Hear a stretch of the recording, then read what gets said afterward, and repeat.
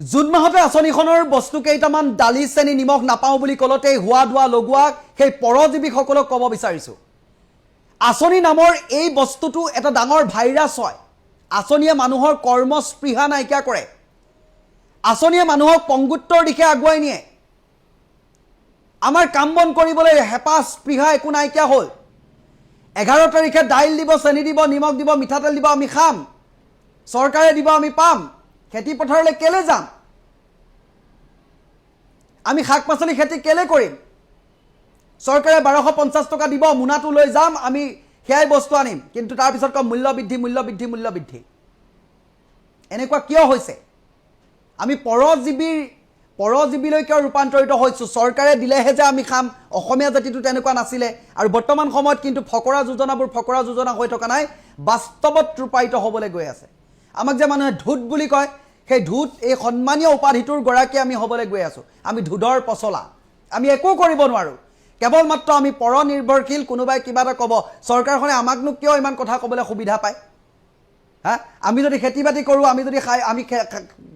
শাক পাচলিৰ খেতি কৰোঁ বা আমি যদি ধান খেতি কৰোঁ আমিতো কৰোঁৱেই কিন্তু আমি সেইবোৰৰ প্ৰতি আমাৰ অনীহা জাগিছে আমি পিছুৱাই আহিছোঁ আমি চাউল দালি নিমখৰ বাবে যে অপেক্ষাৰত চৰকাৰখনেও গম পোৱা হৈ গ'ল সেইটোকে কাৰণে মিটিঙলৈ আহিবই লাগিব নাহিলে সব কাটি দিম বুলি দাদাগিৰি দেখুৱাব পৰা হ'ল লাগিলে সেই আমাৰ টেক্সৰ পইচাই নহওক কিয় গতিকে আপোনালোকক বিনম্ৰতাৰে আহ্বান জনাইছোঁ পৰজীৱী নহ'ব এটা ডাঙৰ ভাইৰাছ হৈছে এই পৰজীৱী এই আঁচনিখন হৈছে এটা ডাঙৰ ভাইৰাছ পৰজীৱী হৈ পংগুত্বৰ জীৱন কটাবলৈ আগুৱাই লৈ যোৱা এটা বস্তু হয় কালৰো কাল বিপৰীত কাল ফ্ৰী দালি চেলি মিঠাতেল খোৱাতকৈ পেটত গামোচা মাৰি থকাই ভাল ফ্ৰী আঁচনিয়ে বৰ্তমান সময়ত পংগু কৰিছে আমাৰ অসমীয়া জাতিটোক ফ্ৰী আঁচনিয়ে কৰ্মসংস্থাপনৰ প্ৰতি মানুহৰ আগ্ৰহ একেবাৰে কমাই পঠালে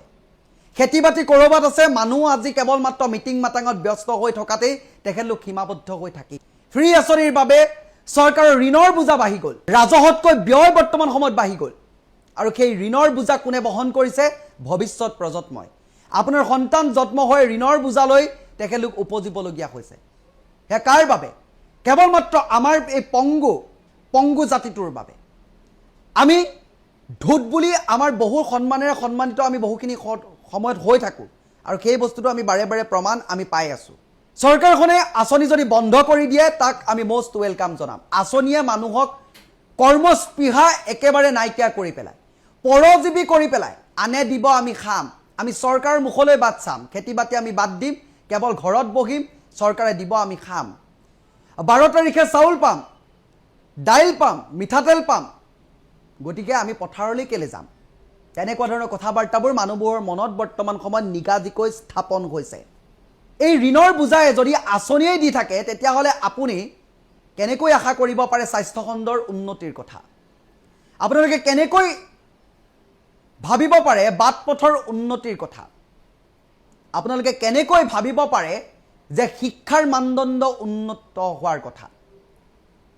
এই টকাবোৰ এই আঁচনিৰ নামতে বাৰে বাৰেতো খেদাইছে কিমান কোটি টকা আপোনালোকে ব্যয় কৰে জানে কৃষক পেঞ্চনৰ নামত কিমান কোটি টকা ব্যয় কৰে অৰুণোদয় আঁচনিৰ নামত কিমান কোটি টকা ব্যয় কৰে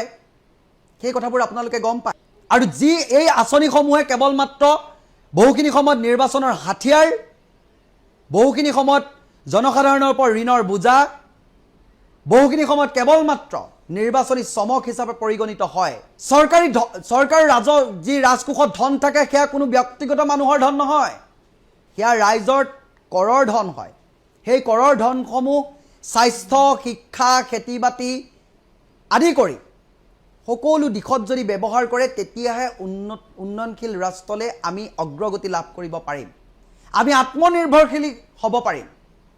আমি আত্মনিৰ্ভৰশীল হৈ নিজকে সুৰক্ষিত কৰিব পাৰিম খেতি পথাৰক লৈ আপোনালোকে কেইটা স্কিম দিয়া দেখিছে নাই মানুহে খেতি বাতি বাদেই দিলে কৃষি মন্ত্ৰীজন আমি নেদেখাই হলো কি কথাবাৰ্তা আগৰ বছৰটো আমি নেদেখিলোৱে কোট কিনো কৰিলে গতিকে আমাৰ মানুহবোৰ কামৰ পৰা বহু দূৰত গুচি যায় আঁচনিৰ নামত বাছনি প্ৰক্ৰিয়া এইবোৰটো আছেই আঁচনি এখনে কেনেকুৱা ধৰণৰ সমাজত বিভ্ৰান্তিকৰ পৰিৱেশ সৃষ্টি কৰি ৰাখে দুটা দলৰ মাজত কংগ্ৰেছ বিজেপি এজিপি ৰাইজৰ দল তহতি আমুক সেই আঁচনিখন যে দিছে যে কাৰ টকাৰে দিছে সেই অলগদ্ধ কেইটাটো নাজানে গতিকে আঁচনি মোৰ বোধেৰে আঁচনি সম্পূৰ্ণৰূপে বন্ধ হোৱাটোৱে শ্ৰেয় বন্ধ হ'লেই ভাল কোনো ধৰণৰ নিৰ্বাচনী চমক নাই ৰাজহ যেতিয়া ল'ব সেয়া পোনে পোনে যিবোৰ কাম কৰিব লগা থাকে সেইবোৰত ইনভেষ্ট কৰিব আঁচনিখনৰ নামতে বহুখিনি সময়ত চৰকাৰে বাই কৰিবলৈ ভাল পায় সেইখনৰ নামতে দুহাই দি কথা ক'বলৈ ভাল পায় মঞ্চত উঠোতে ক'ত কিমান বেলেগ পথৰ নামত খৰচ কৰিলে সেইবোৰ কথা নাই কেৱল মাত্ৰ আঁচনিৰ নামত কিমান খৰচা হ'ল এইখিনি কথাহে চৰকাৰৰ ফালৰ পৰা প্ৰডিউচ কৰা হ'ল গতিকে আপোনালোকে ভাবক আঁচনি কিমান মাৰাত্মক এটা ডাঙৰ ভাইৰাছ হৈছে আঁচনি এই সদনৰ মজিয়াত ঐ তই বুলি মন্তব্য কৰা এই ব্যক্তিসকল কোন এইসকল জনপ্ৰতিনিধি হোৱাৰ কিবা যোগ্যতা আছেনে মুখ্যমন্ত্ৰীজনক তেখেতলোকে সন্মান কৰেনে বিধানসভাৰ স্পীকাৰজনক তেখেতলোকে গুৰুত্ব দিয়েনে সেইসকল কোন হয় মই আকৌ কৈছোঁ মাছৰ বজাৰ কাৰোবাৰ আড্ডাৰ থলী বা বেডৰুম নহয় যিখন সদন সেই বিধানসভাৰ পবিত্ৰ সদনখনৰ মজিয়াত যে আপুনি বহি আছে আপুনি 3.5 কোটি মানুহৰ নেতাৰ আগত কথা কৈ আছে 3.5 কোটি জনতাই আপোনালোকৰ মুখলৈ চাই ৰখি আছে 3.5 কোটি জনতাই অসমৰ ৰূপৰেখা প্ৰেক্ষাপটত কি হ'ব গোটেই প্ৰণালীটো চাবৰ কাৰণে ৰখি আছে তাৰ আশা আকাংক্ষা তাত জড়িত হৈ আছে তাত আপোনালোকে ঐ তই সুমা বাবা ঐ কাৰ ঘৈণীয়েকে কি ল'লে কাৰ ঘৈণীয়েকে সেন্দুৰ নললে কোন বিধায়কৰ কোনজনী ছোৱালীৰ লগত প্ৰেম আছে আপোনাৰ অংগনবাদীৰ ল'ৰা ছোৱালী নেকি আপোনালোকৰ লাজ বোলা বস্তুটো নাই আৰু তাত বহুজন জ্যেষ্ঠ বিধায়কো বহি আছে বহুজন অগ্ৰজ হয় আমাৰ দেউতাৰ বয়সৰ হয় মই যদি আজি বিধানসভা মই যদি বিধায়ক হয় মোৰ দেউতাৰ সময় তাত মানুহ এজন বহি আছে মই কিবা এটা কৈছোঁ মই যদি ভুল কৰিছোঁ বা মোৰ হোৱা নাই বস্তুটো তেখেতে বুজাব লাগে বা ক'ব লাগে এইটো হাউচৰ এটা ছিষ্টেম নহয় যে এই বস্তুটো এনেকৈ কৰিলে নহয় যুক্তি সহকাৰে তুমি এইটো ৰিপ্লাই কৰিব লাগে তেখেতে সেই আমি দেখিছোঁ বিধানসভাৰ সেই আসনখন তেখেতে বহুবাৰ অলংকিত কৰিছে কেইবাজনো বিধায়কে জ্যেষ্ঠ বিধায়কে তথাপিও তেখেতলোকে শিষ্টাচাৰ বোলা বস্তু মাল নাই আপোনালোকে সেইবোৰ কথা আলোচনা কৰক মানুহৰ ইনকম একে জেগাত ৰৈ আছে মূল্য বৃদ্ধিৰ দামবোৰহে বাঢ়ি গৈ আছে সেইবোৰ কেনেদৰে নিয়ন্ত্ৰণ কৰিব সেই বস্তুবোৰৰ কথা পাতক তাত কাৰোবাৰ ঘৈণীয়েকে সেন্দুৰ নললে কোন মাইকী কালে 10টালৈ যায় 20টালৈ যায় আমি সেইবোৰ কথা শুনিব বিচৰা নাই আজি তথৈবচ অৱস্থাৰ সৃষ্টি হৈছে থৰহৰি কম্পমান হৈছে ৰাইজ চলিব পৰা নাই খাব পৰা নাই সাধাৰণ জনতা 4 কোটি জনতাই কি আপোনালোকৰ কি মুখ চুপতি মাৰিবলৈ সেই সদনখনলৈ পঠাইছে নেকি 3.5 কোটি জনতাক আপোনালোকে গৰু বুলি ভাবে নেকি 3.5 কোটি জনতাৰ কোনো অৰ্থ পদাৰ্থ নাই বুলি ভাবিছে নেকি কেৱল মাত্ৰ আপোনালোকেই সৰ্বজান্তা মই আপোনালোকক এইটো কথা আকৌ এবাৰ উনুকিয়াই দিব বিচাৰিছোঁ BA পাছ MA পাছ মানুহে 9 ফেল মানুহক ভোট দি আমি প্ৰতিনিধি বনাই থৈছোঁ তথাপিও আমি জ্ঞান কৰিছোঁ আপোনালোকে সৰ্বজান্তা আপোনালোকে সকলো জানে কিবা এটা কৰিব আপোনালোকে কৰক কথাবোৰ সেইবোৰ পাতক জনতাৰ ওচৰৰ পৰা এইবাৰ কিন্তু হাৰিব নোৱাৰিব আপোনালোকৰ এইবোৰ মফচলীয়া কথাৰে তেল দিয়া কথাৰে আপোনালোক হাৰিব নোৱাৰিব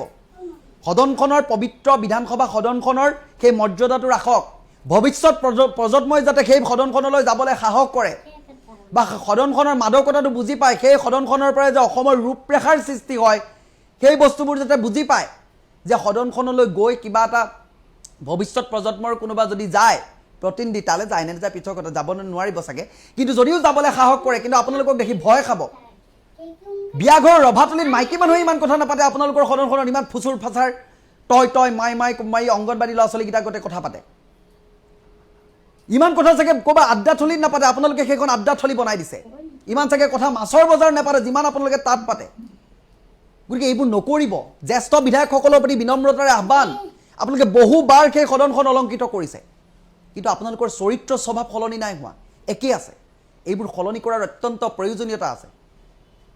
কনিষ্ঠজনে ভুল কৰিলে জ্যেষ্ঠজনে দেখুৱাই দিয়াটো দায়িত্ব কাৰণ আগৰ গৰু যেনি যায় পাছৰ গৰু তেনিয়ে যাব আৰু বহু শিক্ষিত কেইজনমান যদিও ব্যক্তি গৈছে সংগ দুখে পাব তেখেতলোকক সংগ দুখত থাকিলে সংগ দুখেই হ'ব যে সদনখনৰ টাইমটো ৱেষ্ট কৰিব লাগে তেনেকুৱা ধৰণৰ বিষয়বস্তুবোৰ তেখেতলোকৰ মনলৈ আহিব গতিকে মনত ৰাখিব মুখ্যমন্ত্ৰী এজন তাত আছে অসমৰ অভিভাৱক হয় তেখেতে কিবা এটা কৰি আছে কৈ আছে বক্তব্য ৰাখিছে ভাষণ দিছে এইবোৰ বস্তু চাব বিধানসভাৰ স্পীকাৰ অধ্যক্ষজনে কিবা এটা কৈ আছে সেই বস্তুবোৰ গুৰুত্ব দিব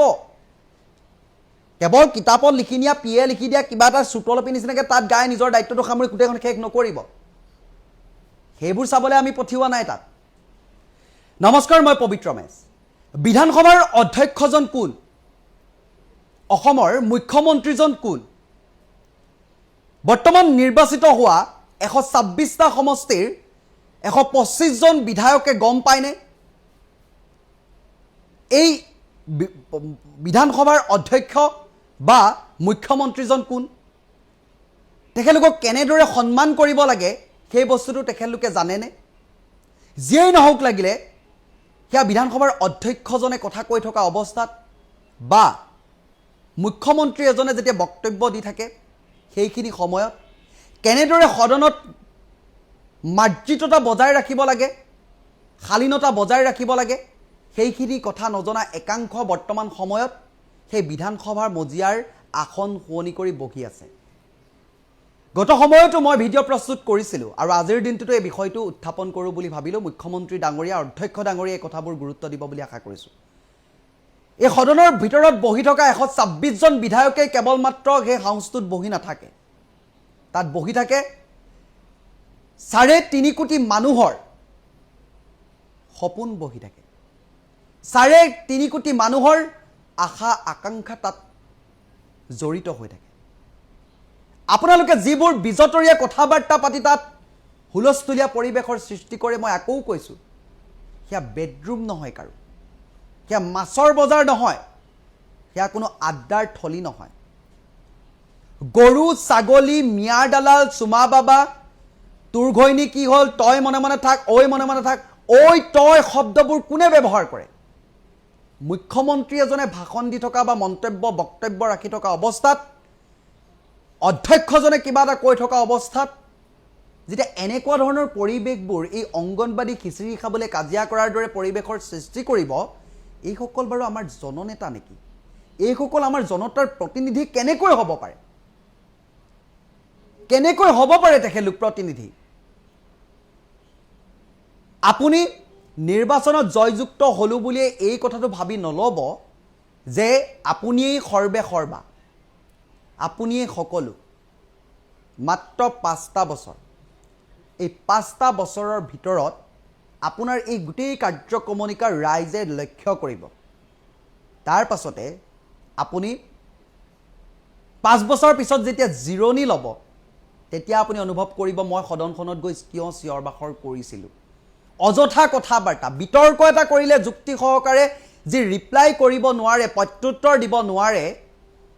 তাৰ পাছত আপোনালোকে সদনখনত চিঞৰ বাখৰ কৰি কেৱল মাত্ৰ উত্তাল কৰি ৰাখিব বিচাৰে। তাত কোন মুখ্যমন্ত্ৰীয়ে কথা কৈছে তাত একো গুৰুত্ব নাই, কোন বিধানসভা স্পীকাৰে কিবা কথা কৈ আছে তাত একো গুৰুত্ব নাই। কেৱল মাত্ৰ নিজৰ মাজতে যেনেকৈ খোৱা কামোৰা লাগি থাকে এই স্কুলৰ ল'ৰা ছোৱালীকেইটাই, তেনেকুৱা ধৰণৰ অৱস্থা। গালু বালু খোলাকুটি তাল। অসমৰ ৰাইজে ইমান কৈ আছে যে এখন মাছৰ বজাৰ নকৰিব, বিতৰ্ক কৰক। বিতৰ্কত ঘৈণীক মাজত নোসোমাব, আপোনালোকে বিতৰ্কবোৰ কৰক। কাৰ ঘৈণীয়েকে সেন্দুৰ নলয় সেইটো বিতৰ্কত নানিব, আপোনালোকে বিতৰ্ক কৰক। কাৰ লগত কোন বিধায়কৰ প্ৰেম আছে, কোন নিৰ্বাচিত হ'বলৈ বা প্ৰতিনিধিৰ প্ৰেম আছে, সেইবোৰ কথা আপোনালোকে আলোচনা কৰিব নালাগে। এই প্ৰেম প্ৰণয় সেন্দুৰ এইবোৰ কথা আলোচনা কৰিবলৈ আপোনালোকক সদনত পঠিয়াই নাই। মই বাৰে বাৰে কৈছোঁ জ্বলন্ত সমস্যা বহুত আছে, ৰাইজ বৰ্তমান থৰহৰি কম্পমান, খাবলৈ নাইকিয়া হৈছে। ইনকামৰ পথ একো নাই, যিমান ইনকাম আছিলে সিমানতে ৰৈ আছে, বস্তু বাহনি দামবোৰে ওপৰলৈ গৈ আছে। গতিকে আপোনালোকে যুক্তি সহকাৰে কথাবোৰ পাতক। আৰু মুখ্যমন্ত্ৰী এজনে বক্তব্য দি থাকোঁতে এই বিৰোধী বিধায়কে হওক বা শাসক পক্ষৰে বিধায়ক হওক কেনেকৈ শালীনতা বজাই ৰাখিব লাগে, এই ন্যূনতম শিষ্টাচাৰকণ আপোনালোকে বুজক, শিকক। কাৰণ কি বহুজন তাত বয়োজ্যেষ্ঠ মানুহ আছে, বহুজন বয়োজ্যেষ্ঠ মানুহে ইমানবাৰ বিধানসভাৰ সেই আসনখন অলংকৃত কৰিলে তথাপিও তেখেতলোকৰ মাল বোলা বস্তু নাই, একো নাই। তেখেতলোকে বহিব লাগেনে তাত বহি আছে, জিকাই পঠাইছে বহিছে, কাৰণ কোনোবাই কিবা কৈছে চিঞৰিব লাগে, ঐ তৈ মাৰি কথা ক'ব লাগে, সিমানখিনিহে জানে। তাতকৈ বেছি একেলোকে একো কৰিব নোৱাৰে। বোলে জ্যেষ্ঠ হৈ কনিষ্ঠক কিবা এটা দেখাওঁ, বোলে হাউচটোত এনেকৈ কৰিব নালাগে বা যুক্তি সহকাৰে ডিবেট এনেকুৱা কৰিব লাগে, নতুনত্বৰ এটা সৃষ্টি কৰিব লাগে, সেইবাবে চাগে কয়। জ্ঞানী মানুহ তালৈ নাযায়, গৈ পোৱা নাই তালৈ। যিকেইজনো গৈছে তাত গৈ মানে সংগ দুখত পৰি যে সংগ দুখে পালে, তেনেকুৱা ধৰণৰ অৱস্থাবোৰ সৃষ্টি হৈছে। সংগ দুখত পৰি বোলে এইটো কথা একো নাই দেখোন, এনেকৈ চিঞৰ মাৰি দিলে গোটেইখন হৈয়ে যায়। কেনেকৈ মানে সদনৰ টাইমটো নিয়াওঁ সেই বস্তুটোৰ ওপৰত লাগি থাকে। আমাৰ 3.5 কোটি মানুহে আপোনালোকৰ মুখলৈ চাই ৰখি আছে, অসমখনৰ প্ৰেক্ষাপট কি হ'ব, ৰূপৰেখা কি হ'ব, এই কথাবোৰ আলোচনা কৰিব বুলি আশাৰে ৰখি আছে। কিন্তু আপোনালোকে তাত গৈ কি কৰে, কাৰ ঘৈণীয়েকে কি কৰিলে, কাৰ ঘৈণীয়েকৰ কাৰ লগত প্ৰেম প্ৰণয় আছে, কাৰ কি হ'ল, ঐ মিয়াৰ দালাল, ঐ চুমাৰ দালাল, ঐ চুমা বাবা, ঐ কিবা, ঐ তই, মানে কি এইবোৰ? আপোনালোকক এইবাবেই নিৰ্বাচন কৰি পঠাইছে নেকি লাজ লাগে মানে সদনখনৰ আপোনালোকে নাভাবিব যে অসমৰ বাতৰি অসমৰ মানুহে চাই এখন ডিজিটেল ইণ্ডিয়া এডৰ নেটৱৰ্কিং ছাইটত জড়িত এটা বিষয়বস্তু গতিকে সমগ্ৰ অসম ভাৰতৰ মানুহে বিশ্বৰ মানুহে সকলোবোৰ দৃষ্টি নিক্ষেপ কৰে গতিকে আপোনালোকৰ এই আচৰণবোৰে কিমান দূৰ মানে সমাজত প্ৰভাৱ পেলাই এই বস্তুবোৰ আপোনালোকে চাব